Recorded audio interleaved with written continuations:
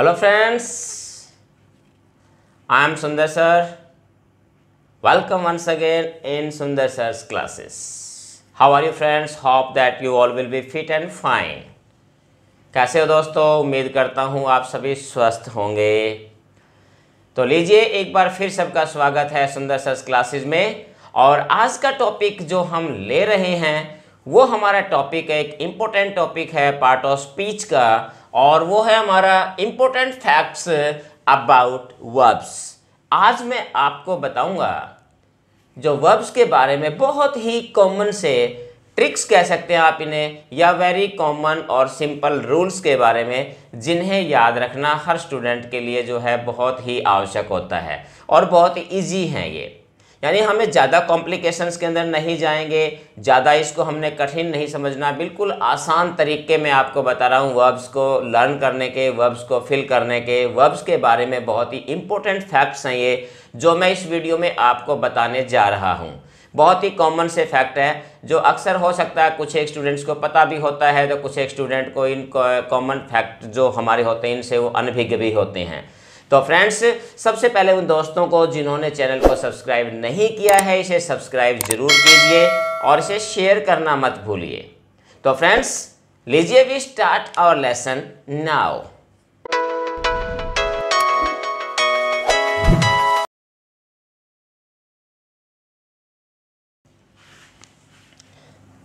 देखिए सबसे पहले जो हम ले रहे हैं वो चीज़ है हमारे की जो हमारी वर्ब्स होती हैं उसके बारे में हमने कुछ कॉमन जो ऐसे जो फैक्ट्स हैं, ऐसे कुछ ट्रिक्स कह सकते हैं आप, ऐसे कुछ सिंपल रूल्स हैं वर्ब्स के बारे में जो बहुत ही कॉमन है, जो आप आसानी से याद रख सकते हैं। उनमें ही सबसे पहला जो हमारा जो रूल है वो क्या कहता है इसमें, always use the first form of the verb after two. Whenever you see to before a verb, then you will have to write or put or fill the first form of the verb, means the present form of the verb। जहाँ भी आपको to नजर आता है to के बाद आपने हमेशा verb की फर्स्ट फॉर्म का यूज करना है। ये पहला रूल होता है। जस्ट लाइक जैसे he loves to के बाद ये हमारे पास क्या है, verb की first form. he is about to go, he is about to walk। तो टू के बाद आपने वर्ब की फर्स्ट फॉर्म आती है हमेशा। ये आपने पक्की जो है एक किस्म से हम कह सकते हैं गांठ बांध लेनी इस बात को कि टू के बाद हमेशा वर्ब की फर्स्ट फॉर्म का प्रयोग किया जाता है। बिल्कुल सिंपल सा है हमारे पास ये पहला हमारा रूल। ये उम्मीद है रूल आपको समझ में आ गया। अब हम चलते हैं सेकेंड रूल की तरफ। सेकेंड रूल क्या कहता है हमारा कि verb plus ing is used after to be, the verb form to be. You know that the verbs of be, that's like is, am, are, was, were, has, have, had, all these are means is, am, are, was, were, these are the to be form, means to plus be। वही हमारा rule यहाँ भी लागू होता है to के बाद first form है वर्ब की। तो अगर आपके पास टू बी की फॉर्म अगर कहीं आती है तो उसके बाद आपने वर्ब के साथ ing का यूज करना है। Just like he is going to school solve the problem। तो यहाँ हमारे पास टू बी फॉर्म इज है, इज हो सकता है, इज, एम, और was, were हो सकता है। तो इसके बाद आपने रूल यही कहता है कि जब भी आप कभी इज, एम, और was, were का यूज़ करते हो तो आपने वर्ब के साथ ing का प्रयोग करना है। ये लागू होता है एक्टिव वॉइस सेंटेंस के अंदर। इस चीज़ को नोट कर लेना है कि इज, एम, और was, were के बाद वर्ब के साथ ing का यूज होता है, वो होता है एक्टिव वॉइस के अंदर। इस चीज़ का आपने ये हमने टू बी की जो फॉर्म है उसके अकॉर्डिंग हमने ये यूज करना है। Just like he is going to solve the problem, he is going to applying for this post. तो यहाँ हमारे पास जो है गोइंग, तो यहाँ हमारे पास इज, एम, आर के बाद हमने वर्ब, और दूसरा रूल यहाँ पे लागू हो जाता है। इसके बाद टू के बाद वो हमारा जो पहले वाला रूल है टू के बाद वर्ब की फर्स्ट फॉर्म का प्रयोग भी होता है। नेक्स्ट रूल की तरफ बढ़ते हैं हम स्टूडेंट्स, और वो देखिए थर्ड जो रूल है हमारा वो क्या कहता है। थर्ड रूल ये कहता है कि third form of the verb, there are three forms of the verb, the present form, the past form and the perfect form. Means the third form of the verb is used after to be in passive voice.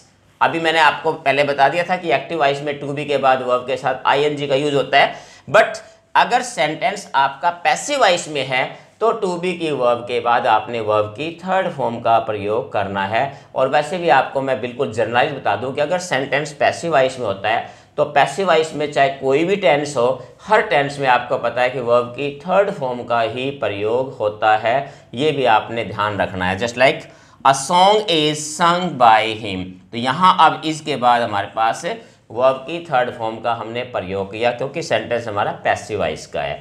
इसी प्रकार से और example दे सकते हैं, a lesson has been revised by them. तो ये भी एक एग्जांपल है हमारा कि अगर सेंटेंस पैसिव वॉइस का है तो पैसिव वॉइस में चाहे कोई भी आपका जो है टेंस है, हर टेंस में आपने वर्ब की थर्ड फॉर्म का ही प्रयोग करना है। ये भी एक जनरल रूल है, इसको भी आपने अच्छी तरीके से याद रखना है कि पैसिव वॉइस का अगर सेंटेंस है तो वर्ब की थर्ड फॉर्म ही आएगी। चलिए नेक्स्ट बढ़ते हैं हम आगे हमारे नेक्स्ट रूल की तरफ। और नेक्स्ट रूल क्या कहता है, always use the first form of the verb after do, does and did. देखिए बहुत ही कॉमन सा रूल है कि जब भी अभी किसी सेंटेंस में अगर आपको डू, डज या डिड नजर आए तो वहां आपने उसके बाद आपने सेंटेंस में वर्ब की प्रेजेंट फॉर्म यानी फर्स्ट फॉर्म का ही प्रयोग आपने करना है। बिल्कुल कॉमन सा है, इसको आप ध्यान रख सकते हैं। जस्ट लाइक ही डज नॉट, डज आ गया, डज के बाद हमारे पास वर्ब की फर्स्ट फॉर्म आ गई है। इसी प्रकार से ही डिड नॉट, डिड आ गया, डिड के बाद हमारे पास वर्ब की फर्स्ट फॉर्म आ गई। कितने भी एग्जाम्पल आप इसके ले सकते हैं, तो आपने ध्यान ये रखना है, अपने दिमाग में ये चीज रखना है कि अगर डू, डज और डिड अगर आपको सेंटेंस में मिलते हैं तो उसके बाद आपने present form of the verb का यूज करना है।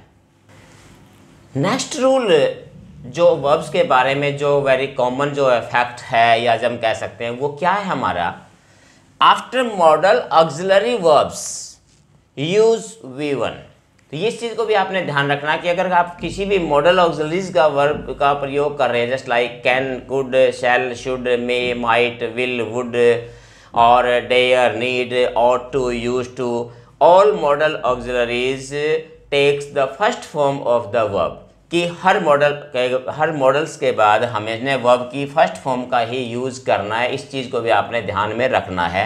जस्ट लाइक ये हमारे पास मॉडल है ही कैन, तो ये हमारे पास देखिए V1 सॉल्व क्या है, V1। You may go, you may go, he would do that, would you like to, to like, तो जितने भी आप एग्जाम्पल आप देख सकते हैं तो मॉडल ऑक्सिलरीज के बाद आपने हमेशा वर्ब की जो फर्स्ट फॉर्म का प्रयोग आपने करना है। ये भी एक बहुत ही कॉमन फैक्ट है जो आपने ध्यान में रखना है।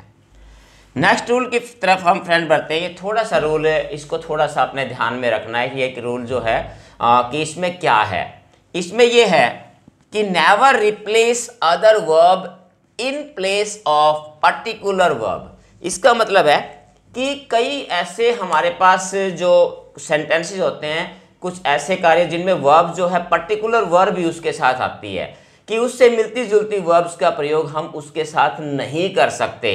कई बार क्या होता है कि वर्ब्स एक जैसी नज़र आती है हमें, बट उनका मीनिंग में जो है, उनका मीनिंग जो है काफ़ी डिफरेंट होता है। तो इसलिए हम जो है एक पर्टिकुलर वर्ब के जगह पर हम कोई अदर वर्ब का यूज नहीं कर सकते। फॉर एग्जाम्पल देखिए, जैसे दे रेस्ड द प्रॉब्लम, उन्होंने प्रॉब्लम को उठाया, समस्या उठाई। यहां पर हमारे पास रेज वर्ब है, जैसे दे रोज द प्रॉब्लम।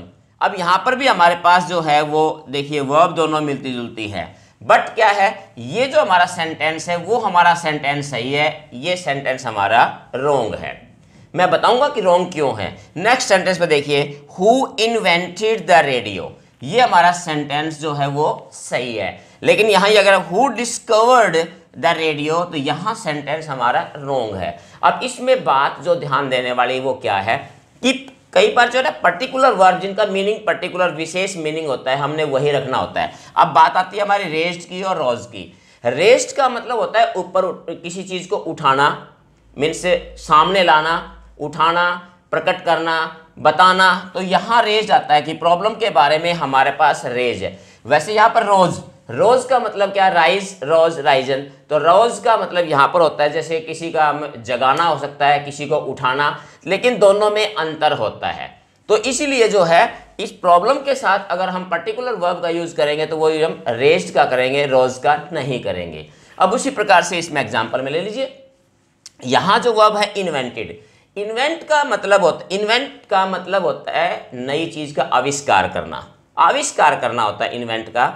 और दूसरी तरफ डिस्कवर का मतलब होता है खोज करना, नई चीज खोजना, कोई चीज, जैसे किसी चीज की खोज करना, वो चीज। तो इन्वेंट और डिस्कवर, इन दोनों के मीनिंग में भी अंतर है। अब उसी प्रकार से अगर मैं कह दूं, अगर मान लीजिए अगर इसी सेंटेंस को अगर मैं इस प्रकार से कहूं, Columbus discovered India, sorry Columbus discovered America. अगर एक तो मैं ये कह दूं कि कोलंबस डिस्कवर्ड अमेरिका, अगर इसी सेंटेंस को अगर मैं ऐसे कहूं कोलंबस इन्वेंटेड अमेरिका, तो वहां फिर जो है वो इसके साथ इन्वेंटेड वर्ब आपकी रॉन्ग हो जाएगी, वहां पर्टिकुलर वर्ब आपकी डिस्कवर ही आएगी। तो ये कहने का मतलब मेरा ये है कि कोई भी जो पर्टिकुलर वर्ब होती है हम उसकी जगह पर दूसरी ऑर्डिनरी वर्ब को पुट नहीं कर सकते, इससे सेंटेंस की सेंस जो है वो खत्म हो जाती है या रॉन्ग हो जाती है और सेंटेंस भी आपका रॉन्ग हो जाता है। अब इसमें फ्रेंड्स और देखिए, एक हमारा एक और रूल है, बड़ा कॉमन सा है और अक्सर इसमें मिस्टेक्स हमारी हो जाती हैं। वो क्या कहता है कि some verbs have two participle forms, यानी कुछ हमारे पास एक ऐसी वर्ब्स होती है जिनके अंदर जो पार्टिसिपल जो फॉर्म होता है वर्ब का, जो पास्ट पार्टिसिपल होता है वर्ब का, उसकी 2 फॉर्म्स होती हैं, यानी 2 फॉर्म्स होती हैं। तो उन दोनों में अंतर होता है, इस बात का ध्यान रखना कि आपने दोनों में अंतर होता है, तो उनका यूज करते समय भी हमें बहुत सावधानी रखनी पड़ती है। और वो चीज़ क्या है, एग्जाम्पल से आप समझ सकते हैं। First example, a ship was sunk. दूसरा सेंटेंस है ए शिप वॉज शंकन। अब देखिए संक और शंकन दोनों ही जो है हमारे सिंक वर्ब जो है इसके पार्टिसिपल हैं, दोनों ही पास्ट पार्टिसिपल है। उसी प्रकार से यहाँ पर देखिए ड्रंक और ड्रंकन है, तो ये ड्रंक और ड्रंकन भी दोनों हमारे पास्ट पार्टिसिपल हैं। हमारे ड्रिंक वर्ब जो होती है उसके दोनों 2 पार्टिसिपल हैं, हमारे पास्ट पार्टिसिपल हैं। इसी प्रकार से जो ये हमारे 2 सेंटेंस दिए हैं तो यहाँ पर भी। अब इसमें चीज क्या है कि ये हमारा सेंटेंस यहाँ पर राइट है, ये हमारा रॉन्ग है। इसी प्रकार से ही हैज ड्रंक मच, ये सेंटेंस हमारा सही है, यहाँ हमारा ये सेंटेंस रॉन्ग है। इसी प्रकार से देखिए he was a much drunken man, तो ये सेंटेंस हमारा सही है। और इसी प्रकार से he was a much drunk man, ये सेंटेंस हमारा रॉन्ग है। इसका रीजन क्या है कि जब 2 पार्टिसिपल होते हैं किसी वर्ब के, तो इसमें ध्यान रखना है कि एक जो हमारा जो फर्स्ट जो पार्टिसिपल होता है वो use as the verb, as a verb means the third form of the verb के रूप में यूज होता है। लेकिन जो हमारा सेकंड जो पार्टिसिपल होता है इसका, वो एज एन एडजेक्टिव यूज किया जाता है, एज एन एडजेक्टिव। अब इसके अंदर अगर हम देखिए संक जो है ये हमारा as a third form of the verb use किया जाता है, बट संकन जो है वो हमारा हमेशा always used as an adjective, वो हमेशा एडजेक्टिव के रूप में प्रयोग किया जाता है। ठीक उसी प्रकार से ड्रंक जो है वो ड्रिंक, ड्रंक, ड्रंक, ड्रंक जो है हमारा third form of the verb के रूप में यूज होता है, लेकिन ड्रंकन जो है वो हमारा एडजेक्टिव के रूप में प्रयोग किया जाता है। तो इस बात को अगर आप समझते हैं, इस अंतर को अगर आप समझ लेते हैं, तो बहुत सारी समस्याएं इससे आपकी सॉल्व हो सकती है।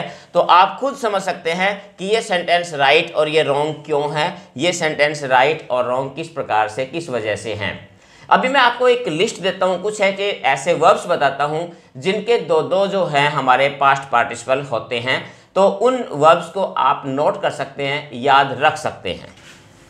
फ्रेंड्स ये एक लिस्ट है कुछ ऐसे वर्ब्स की जो कि जिसके जो है हमारे पास जो पास्ट पार्टिसिपल जो होते हैं वो हमारे पास क्या होते हैं, ये 2 हमारे पास्ट पार्टिसिपल होते हैं दोनों में। अगर आप ये देखें तो इसके अंदर जो है ये हमारे जो है पास्ट पार्टिसिपल हमारे पास 2 पास्ट पार्टिसिपल हैं, बट इनमें आपने ध्यान ये रखना है कि इसके अंदर जो हमारे पास ये है, ये हमारे पास हमेशा as a third form of the verb use होते हैं, और जो ये हमारे पास पार्टिसिपल हैं ये हमेशा एज एन एडजेक्टिव के रूप में प्रयोग किए जाते हैं। इस बात को आपने ध्यान रखना है।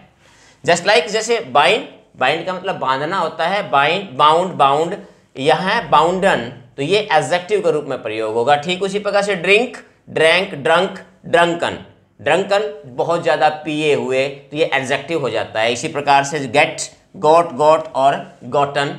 इसी प्रकार से श्रिंक, श्रैंक, श्रंक और श्रंकन। तो इसी प्रकार से नेक्स्ट हम दे सिंक, शैंक, संक और संकन। और स्ट्राइक, स्ट्रक, स्ट्रक और स्ट्राइकन। इसी प्रकार से हमारे पास मेल्ट, मेल्टेड, मेल्टेड, मोल्टन। और उसी प्रकार से सीध, सिद, सिद और सोडन। तो ये हमारे पास जो है कुछ ऐसे वर्ब्स हैं जिनमें दो हमारे पास पार्टिसिपल होते हैं, जो पास्ट पार्टिसिपल के दो रूप होते हैं। तो इनका आपने प्रयोग बहुत ध्यान से करना है और इसका आपने विशेष तौर पे ध्यान रखना है। और एक बार फिर बता दूं कि ये जो हमारे भाग है जो थर्ड, ये as a third form use होते हैं और ये जो हमारे जो पास्ट पार्टिसिपल हैं ये हमेशा ही एज एन एडजेक्टिव के रूप में प्रयोग किए जाते हैं। तो इनको आप नोट कर सकते हैं, अपने पास रख सकते हैं, याद रख सकते हैं। तो फ्रेंड्स, ये था मेरा आज का लेसन। ज़रूर बताना कि यह लेसन आपको कैसे लगा, और अगर आपको पसंद आए ये लेसन तो लाइक ज़रूर करना, और अगर पसंद ना आए तो आप डिसलाइक भी कर सकते हैं। चैनल को सब्सक्राइब करना और शेयर करना बिल्कुल भी नहीं भूलना है। और मैं एक बार फिर आगे आपके लिए और इसी प्रकार के नए वीडियोस लेके आऊँगा मैं, और वर्ब्स के बारे में भी जो है और वीडियोस भी जो है मैं आगे आपके लिए लेकर आ रहा हूँ। वर्ब्स, इसके बाद हम जो इसके नॉन फाइनाइट्स होते हैं, खासतौर से प्रॉब्लम्स आते हैं स्टूडेंट्स को नॉन फाइनाइट्स के अंदर, कि जैसे टू इन्फिनेटिव है, बेयर इन्फिनेटिव्स हैं, और जेरंड और पार्टिसिपल्स के बारे में, मैं इनके बारे में सभी टॉपिक्स पर अलग अलग वीडियोस बहुत ही आसान लैंग्वेज में आपके लिए लेकर बहुत जल्दी आऊँगा। तो तब तक आप इसका अभ्यास कीजिए, आप बने रहिए एक बार फिर सुंदर सर क्लासेस के साथ। Till then, have a nice day. Thank you.